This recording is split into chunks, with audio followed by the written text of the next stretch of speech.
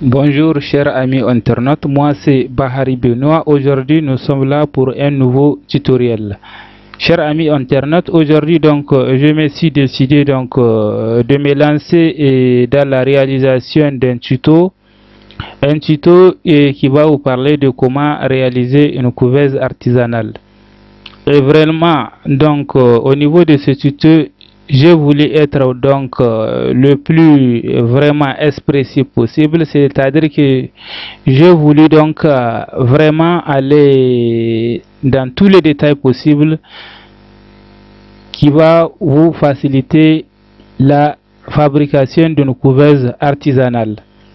Donc quand on parle de couveuse artisanale, réalisation, on parle surtout le plus souvent des gens qui sont expérimentés dans l'électricité. Donc pour vous dire que moi je ne suis pas un électricien, mais quand même s'il y a un peu de volonté, normalement on peut aisément fabriquer sa couveuse artisanale. C'est pour cette raison là que j'ai vraiment je me suis donc créé une astuce par laquelle moi aussi je vais vous faire comprendre, parce qu'il ne sert à rien de vous montrer une caisse seulement avec des câblages que vous ne savez pas, que vous ne serez pas à mesure de reconnaître comment on a fait ce câblage. C'est pour cela que j'ai voulu vraiment pousser à l'extrême donc mon explication pour essayer de vous apporter tous les détails possibles pour la fabrication d'une couveuse artisanale. Ce que vous voyez maintenant à l'écran, c'est un fil électrique. Quand vous allez le dénuder, vous allez voir donc les couleurs. Deux fois nous avons des fils qui ont des couleurs donc noir et rouge. C'est-à-dire de cette façon là que je vais vous expliquer. Donc je sais que chacun est à mesure de prendre donc un fil du courant électrique et de le dénuder. Donc j'ai écrit ici fil électrique dénudé. Cela veut dire que nous sommes en présence d'un fil électrique dénudé. Cela veut dire que c'est le point de départ de mon tutoriel sur le couveuse artisanale. Je vais d'abord vous expliquer toutes les manipulations possibles, tous les câblages. Mais quand je dis câblage, je ne suis pas un électricien, mais seulement je me crée une astuce qui va vous permettre, vous peut-être si vous n'en connaissez pas beaucoup sur l'électricité, que ce tutoriel puisse vous aider, vous donc à vous en sortir, donc à aller au-delà de cet handicap, donc pour essayer de fabriquer votre couveuse artisanale. Donc ici c'est que je viens de représenter au niveau de cette image, c'est un élément, donc un point de départ donc pour l'explication du tutoriel. Après c'est donc ça sert de test. Ici j'ai devant moi donc un fil électrique qui sert au câblage de votre couveuse artisanale. Quand vous allez dénuder la partie donc à gauche et à droite, vous avez donc les fils qui sortent. Donc deux fois nous avons ces couleurs là, la couleur rouge et noir. Donc on sait qu'il y a donc des exceptions, on trouve des fils donc dont la couleur peut varier. N'importe fil donc que vous trouvez, donc s'il sert au câblage, ça peut aller même si la couleur n'est pas donc rouge donc et noir. Il se peut qu'il y ait donc de rouge ou bleu. À chaque fois j'essaie de vous apporter donc une image et donc un schéma. Donc ça c'est un schéma, juste un dessin que j'ai fait, et j'essaie donc de vous apporter donc en vidéo ou bien en photo la réalité de ce que je viens de vous expliquer. Donc nous allons progresser dans notre explication. Nous avons notre deuxième image. Donc pour faire une couveuse artisanale, nous avons besoin de câbler donc des ampoules. Et des fois vous allez entendre donc de parler donc installation donc en série, installation en parallèle. Le plus souvent quand il est question donc de fabriquer nos couveuses artisanales, si c'est à base des ampoules, on vous parle donc d'installation en série. Bon, moi ce que je comprends tout simplement, je comprends installation par série par cette manière de faire. Vous allez d'abord apporter votre ampoule, donc Particulièrement pour ce tutoriel, donc nous aurons à construire des couverts à 1, 2, 3 voire 4 ampoules. Et pour ce premier tutoriel, donc nous allons débuter par la construction d'une couverture à 2 ampoules. Cela veut dire que ici nous avons notre couveuse, donc nous allons procéder donc au câblage donc faire un montage donc en série. Montez les 2 ampoules en série, donc revient à trouver votre câble. Vous allez trouver un câble donc qui va servir pour le câblage. Vous allez le dénuder comme vous voyez sur le dessin et vous allez essayer donc de le visser au niveau de ce qu'on appelle douille. Ici nous avons une douille et ici nous avons en rouge c'est qu'une ampoule. Vous voyez, donc là vous allez essayer de dénuder le câble donc qui n'est pas à l'extrémité, donc qui n'est pas mais qui est situé sur la longueur, sur le corps donc du câble. Vous allez le dénuder et vous allez sortir les fils donc rouge et noir et vous allez essayer donc de le visser avec une tournevis sur votre deuxième douille. Cela veut dire qu'on vient maintenant de mettre en série 2 ampoules, donc 2 ampoules viennent d'être mis en série, donc par cette manière de faire. Je pense que, cher Internet, vous m'aurez compris. J'aimerais expliquer donc pas à pas et les différentes manipulations qu'on aura à faire, parce que c'est pas à chaque fois dans les vidéos que nous aurons qu'on a l'occasion donc de voir ça. Il y a des choses que l'on suit de tutoriel, on ne le comprend pas, et moi vraiment je me suis peiné pour vous donc de faire ce dessin pour vous amener à comprendre. Donc quand vous allez prendre votre fil électrique, vous allez essayer de le dénuder et vous allez essayer de visser, donc comme j'ai indiqué sur le schéma. Donc vous prenez le câble rouge, donc vous prenez votre douille et vous la vissez, vous prenez le câble noir, vous prenez votre douille et vous la vissez. Vous faites donc même chose à ce niveau, seulement ici nous avons le fil qui va être donc un peu tordu, les 2 fils donc, parce qu'il ne s'agit pas à ce niveau de couper. Vous allez prendre donc le fil, vous allez le dénuder, vous allez le sortir, vous allez donc le plier. Vous allez le plier, mais cette fois-ci vous aurez un double bout, mais quand même vous allez essayer donc de le ramollir pour essayer de l'insérer dans le trou de vissage qui est donc destiné au visage, et vous avez maintenant installé 2 ampoules sont placées en série.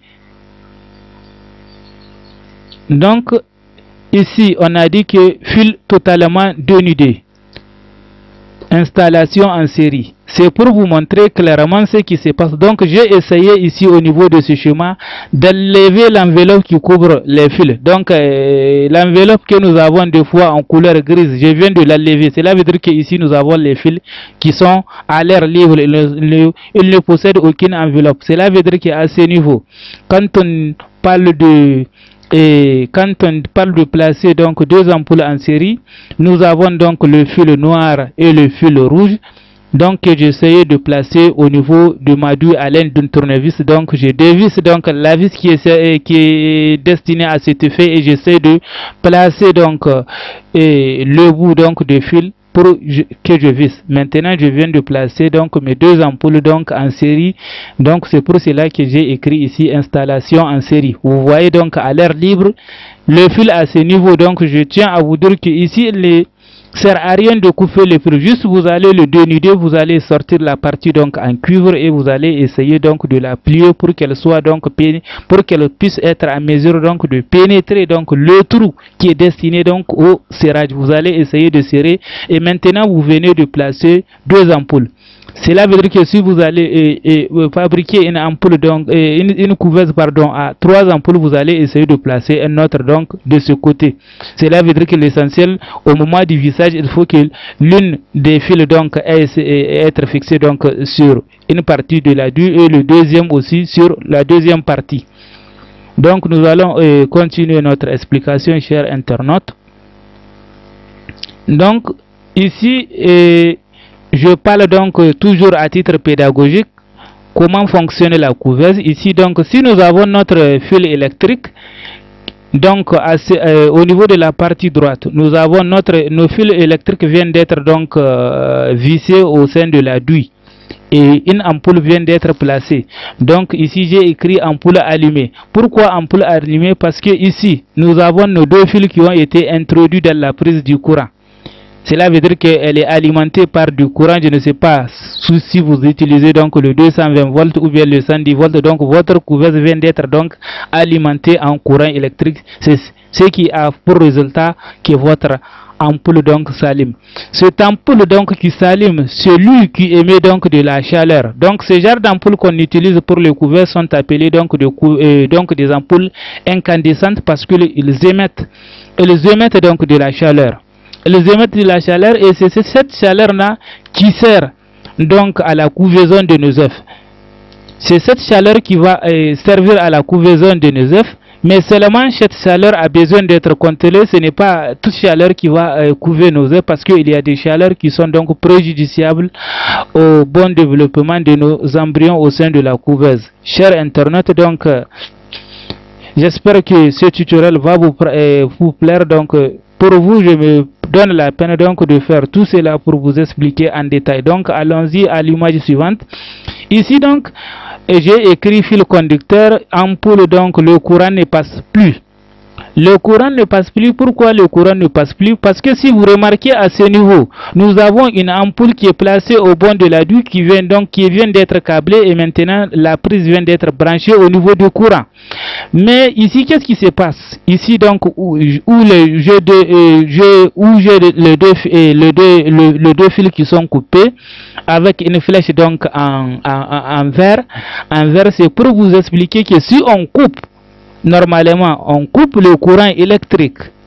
Si on coupe le fil, un des fils, parce que nous avons un fil noir et un fil rouge, si on coupe ici à cet endroit un des fils, cela veut dire que le courant ne sera plus en mesure de passer et c'est ce qui aura pour effet donc d'arrêter l'ampoule. Donc le chauffage, donc la chaleur qu'il émet va être donc arrêtée. Ça là, ça a son importance. Je vais vous montrer, c'est pas pour rien que je vous ai montré un schéma comme ça. Ça a son importance, mais vous allez le savoir plus tard. Donc nous allons la continuer. Donc l'image suivante. Donc câblage interrupteur. Câblage interrupteur.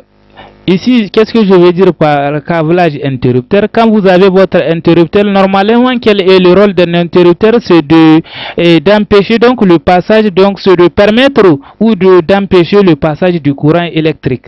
Et ici, donc, je vous ai fait un simple montage. Si nous avons un fil, donc, pour le câblage, et ici, qu'est-ce que nous avons? Nous avons un interrupteur que j'ai ouvert et je remarque que c'est à niveau que je dois placer mes fils du câblage.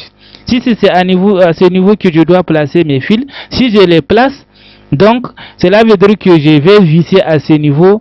Et quand, si toutefois,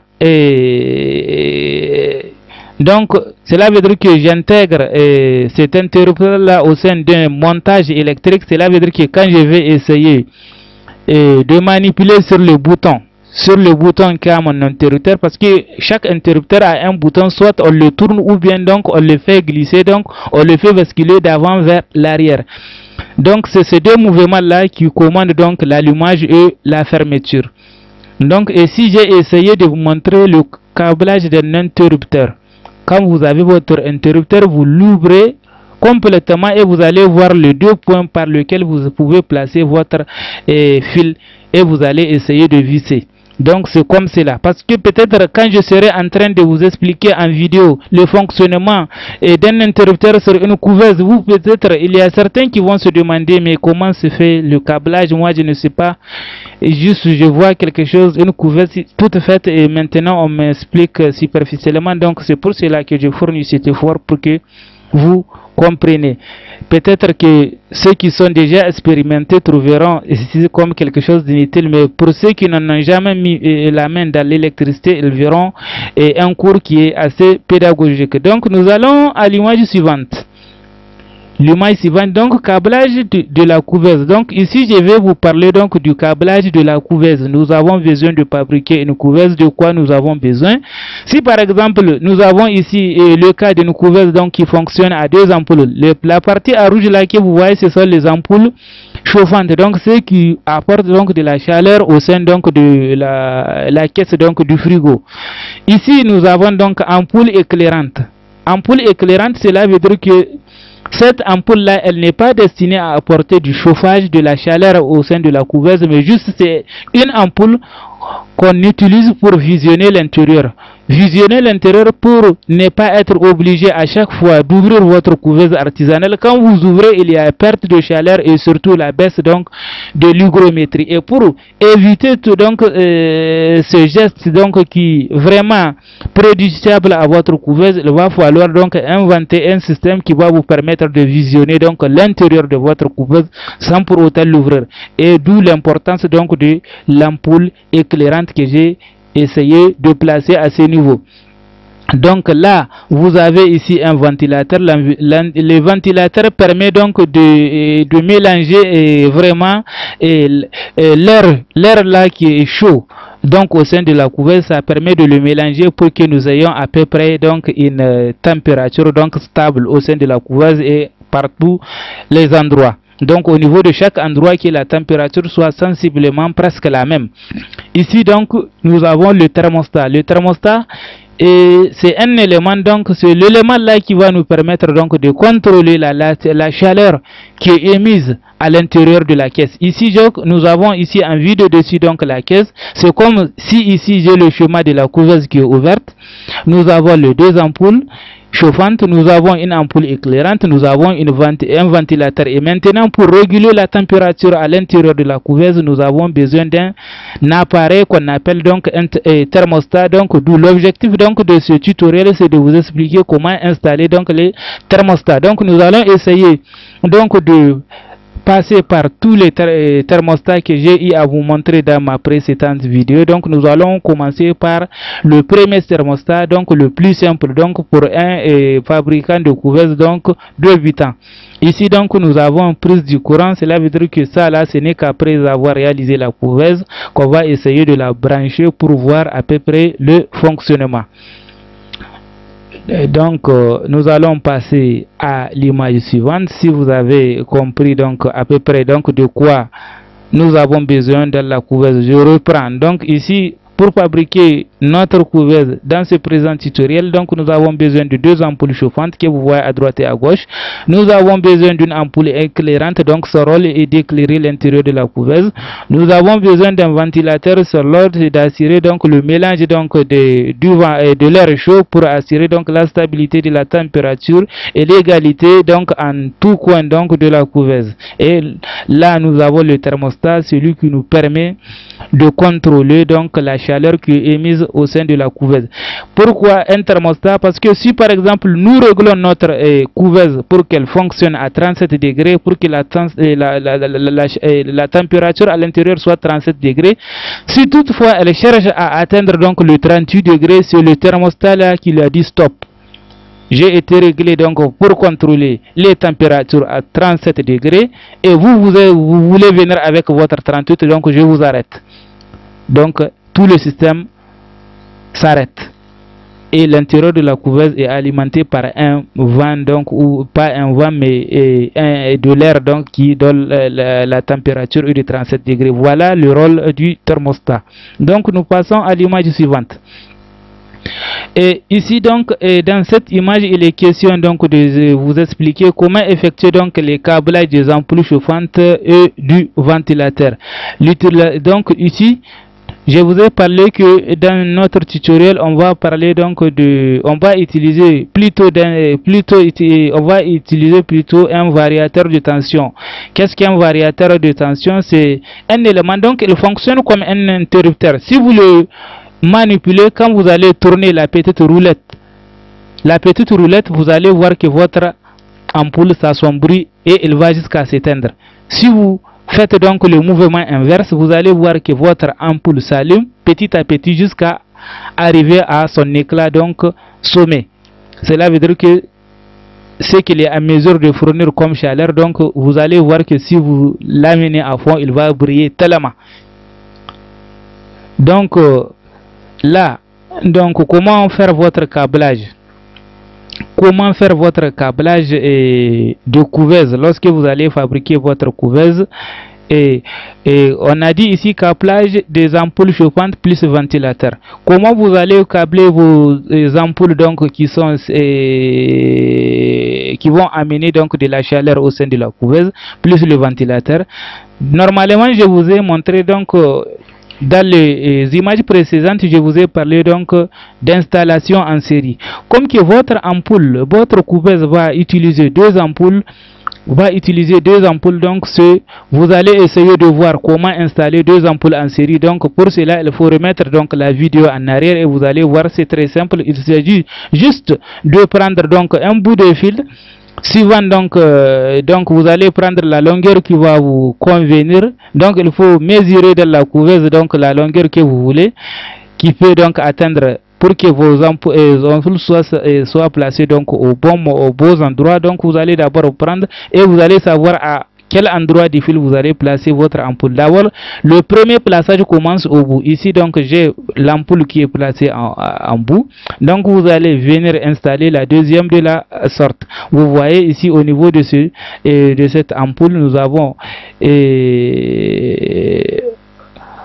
vous m'excusez, donc, là, à ce niveau, oui, j'ai une ampoule, donc... j'ai les deux ampoules normalement et les deux ampoules qui sont placées donc en série. Les deux ampoules qui sont placées en série. Et maintenant, qu'est-ce que j'ai à faire? Les deux ampoules sont placées en série. Normalement, quand vous poursuivez votre fil, vous la branchez, les deux ampoules s'allument. Donc on considère que c'est débranché parce que c'est pas évident de manipuler donc le courant électrique de manipuler un fil lorsqu'il est branché au courant électrique. Et voilà, vous allez prendre votre ventilateur, donc une partie du fil sera de nuit, donc la partie donc en noir va être jointe à celle des ampoules. Vous voyez donc ici j'ai un fil en noir, vous allez le poursuivre. Et vous allez donc placer aussi donc le fil de votre ventilateur à ce niveau. Le fil rouge, donc vous allez le placer, donc il va continuer directement vers la prise du courant. À ce niveau, donc nous avons notre thermostat. Où devons-nous placer notre thermostat? Donc je vous ai dit que le premier notre thermostat utilisé, il s'agit d'un variateur donc de tension. Nous allons placer le variateur de tension à ce niveau, au niveau du fil noir. Nous allons couper notre fil noir en deux et nous allons donc placer, donc essayer de le visser quand vous allez ouvrir, parce que lui aussi c'est un interrupteur. Le variateur de tension, quand vous allez voir, vous l'ouvrez, vous allez remarquer que c'est bel et bien un interrupteur. C'est un interrupteur, seulement lui la différence, il permet donc d'agir sur la tension. C'est ce qui a pour effet donc d'augmenter ou de réduire la chaleur. Donc je pense que si vous avez compris, on peut passer donc à l'image suivante. Image suivante. Donc nous avons ici câblage ampoule voyant. Câblage ampoule voyant, cela veut dire que ampoule voyant, je parle de l'ampoule qui va être utilisée pour visionner l'intérieur. Où est-ce que vous allez le placer dans l'installation de votre couveuse? Dans l'installation de votre couveuse, vous allez d'abord câbler votre ampoule, vous allez la câbler, vous allez placer votre duit, vous allez visser votre ampoule, vous la placez, et maintenant vous essayez de dénuder donc l'extrémité de votre fil électrique, et maintenant directement voilà la position où vous allez donc câbler votre fil électrique. Cela veut dire que le noir sera en relation avec le noir, il va venir donc s'accrocher au noir, le rouge va venir s'accrocher au rouge. Cela veut dire que maintenant, si on branche ce système là au courant, cela veut dire que notre ampoule s'allume. Mais ici il y a un problème, c'est que à ce moment là notre ampoule donc éclairante va s'allumer, mais elle ne sera pas en mesure de s'éteindre. Donc ce qui aura pour effet, nous allons essayer de chercher une solution par laquelle nous avons arrêté. Dans le schéma précis, cela veut dire que notre ampoule donc éclairante, elle fonctionne et rien ne peut l'arrêter, elle est toujours donc en état d'activité. Nous avons notre ampoule chauffante qui est en marche et elle, ce qui est à mesure de l'allumer, ce qui est à mesure de la mettre en marche ou bien de l'allumer, c'est le thermostat. C'est le thermostat. Et le thermostat, lui, qu'est-ce qui permet le thermostat de fonctionner? C'est à partir donc de l'air, la température qui est contenue dans l'air. Lui, donc, il reçoit des consignes par le réglage. Si vous appuyez sur la roulette de votre modulateur, donc variateur de tension, Si vous le réglez par exemple à 37 degrés, cela veut dire que lorsque l'heure donc va chercher donc à atteindre 38 degrés, alors le thermostat s'éteint, parce que lui il dit, on lui demande de contrôler les températures jusqu'à 37. Lorsqu'elle cherche à atteindre 38, il s'éteint. Et par conséquent, les ampoules aussi s'éteignent parce qu'ils ne sont pas en mesure de produire de l'électricité. C'est comme un interrupteur. Ce thermostat là, donc c'est pas, je vous dis que c'est pas un thermostat mais un variateur de tension. Voilà son fonctionnement. C'est juste, vous allez le considérer comme un interrupteur mais qui fonctionne de façon automatique, parce que quand il va s'éteindre, ce n'est pas vous qui l'éteignez, c'est la chaleur qui cherche à être donc supérieure à ce qui lui a été donné comme instruction, qui cherche, donc c'est elle qui va essayer de contrôler, c'est elle qui lui permettra donc d'allumer donc les ampoules ou bien de le faire éteindre. Ici nous avons notre ventilateur. Vous voyez bien sa position. Quand vous allez prendre votre ventilateur, vous allez accrocher un de fils noirs donc vers les ampoules et un autre fil donc vers l'installation, vers celui qui se dirige vers la prise. Il faut bel et bien repérer la position. Cela veut dire qu'à ce niveau aussi, notre ventilateur, il va se mettre en marche ou et s'arrêter en fonction donc de l'instruction reçue par le thermostat. Lorsque le thermostat donc s'éteignera, donc lui aussi il va s'éteindre au même titre que les ampoules. Mais pour ceux qui décident donc qui veulent fabriquer des couveuses donc artisanales sans que le ventilateur ne s'arrête, donc cela veut dire que vous allez prendre ces deux fils là, rouge et noir, vous allez le câbler à ce niveau précis. Parce que vous voulez à ce que votre, il y a dans beaucoup de couveuses, j'ai vu que ça dépend donc de région, chacun donc a sa propre manière de concevoir, et cela donc ça dépend aussi de région.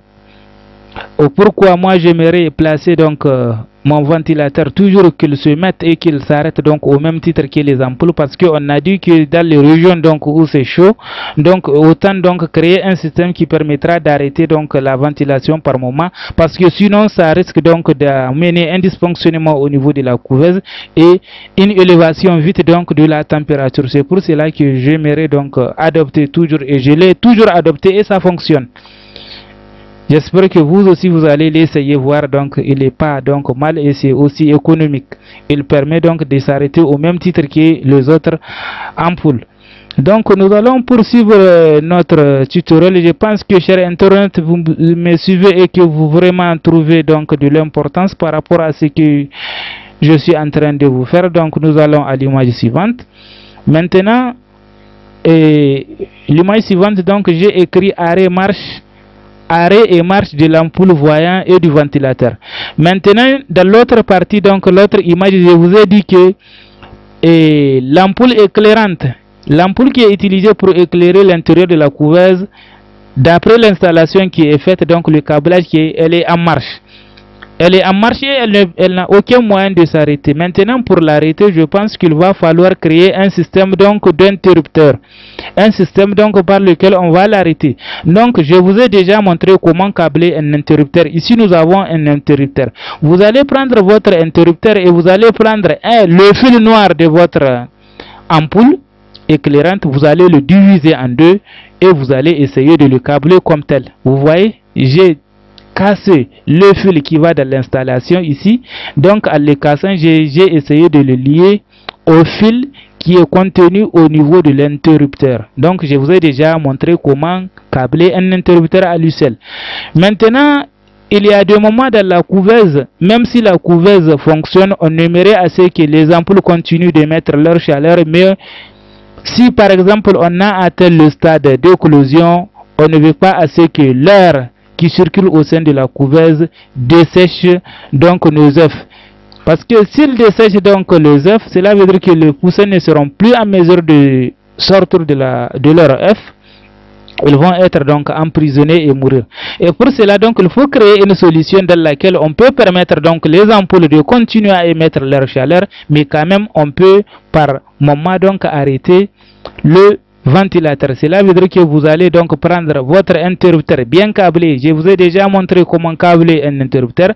Vous allez couper le fil noir donc de votre ventilateur. Vous allez le couper et vous allez placer votre interrupteur. Voyez, donc cela veut dire que si vous placez un interrupteur en appuyant sur donc le bouton de basculement de votre interrupteur, vous êtes à mesure de mettre en marche votre ventilateur ou de l'arrêter sans l'intervention donc de votre thermostat. Mais si votre thermostat donc est en arrêt, cela veut dire que votre ventilateur s'arrête définitivement. Donc l'utilisation de ce thermostat là donc serait donc il va être donc intact, il ne va produire aucun mouvement, aucune donc action. Si toutefois le thermostat, parce que quand le thermostat donc s'arrête, cela veut dire que le ventilateur et les ampoules s'arrêtent directement. Cela veut dire que quand vous appuyez sur votre thermostat, sur votre interrupteur, ça n'aura pas d'effet. Mais par contre, si vous venez à ce niveau, parce que ce système-là n'est pas lié au thermostat de par sa position, quand vous appuyez maintenant sur l'interrupteur, vous êtes à mesure toujours d'allumer donc pour pouvoir visionner l'intérieur de la couveuse ou bien d'arrêter. J'espère que chers internautes vous me suivez et que ce petit dessin là donc que j'ai décidé de concevoir pour vous, pour que vous compreniez comment fonctionne donc le câblage d'un interrupteur. Donc chers internautes, nous allons donc au niveau de l'image suivante. Et donc ici je parle de la préparation de la caisse. Donc la préparation de la caisse pour notre cas présent, la couveuse que nous allons construire, vous pouvez chercher donc une caisse donc d'un vieil frigo dont la longueur est égale à 85 cm, la largeur est égale à 555 cm et une hauteur de 55 cm, une valeur qui est proche donc de celle-là peut être accessible. C'est à vous de décider donc suivant la couveuse que vous allez fabriquer. Je pense que pour le tutoriel, je donne cette indication pour que vous puissiez vous rapprocher. Donc ici j'ai dit hublot fenêtre vitré. Ici qu'est-ce qu'on appelle hublot dans les couveuses? C'est l'endroit qui va vous permettre de visionner donc l'intérieur de la couveuse sans pour autant l'ouvrir. Ici donc au sein de votre couveuse, vous allez essayer donc de couper cette partie. Les dimensions de cette partie, donc la longueur est de 20 cm, donc la largeur est de 15 cm. À ce niveau, donc je n'ai pas placé donc le grand L et le petit L. Mais je vous précise ici que le grand L devrait être placé ici. Sa longueur c'est de 20 cm et ici le petit L, donc la largeur qui est de 15 cm.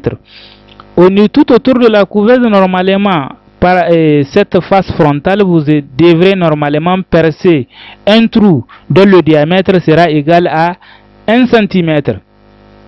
Donc ce sont des trous d'aération. Ils permettent donc de renouveler l'air qui circule au sein de la couveuse.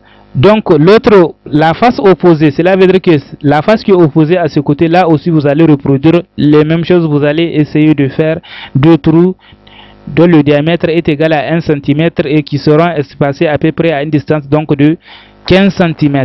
Voilà ce que j'aimerais donc vous expliquer par rapport donc à la préparation de la caisse qui va recevoir votre couveuse.